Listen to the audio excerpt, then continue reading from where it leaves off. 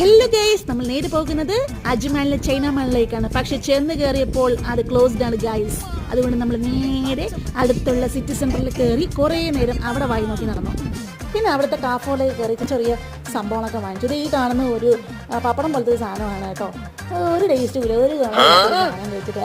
പിന്നെ ഞാനൊരു നൂഡിൽസ് പോലത്തെ ഫിലിപ്പീൻ സംഭവം വാങ്ങിച്ചു. പേര് കണ്ടില്ല ഗൈസ്, GD ചിക്കൻസിൽ ഒരു വൈകി കൊള്ളൂല്ലേ. ചേട്ടനും അത് കഴിച്ചു നോക്കി. എന്നിട്ട് പറഞ്ഞു, നിനക്ക് എന്തിൻ്റെ കേടായിരുന്നു സാധനം വാങ്ങിക്കാൻ? അത് തന്നെയാണ് ഞാനും ആലോചിക്കുന്നത്.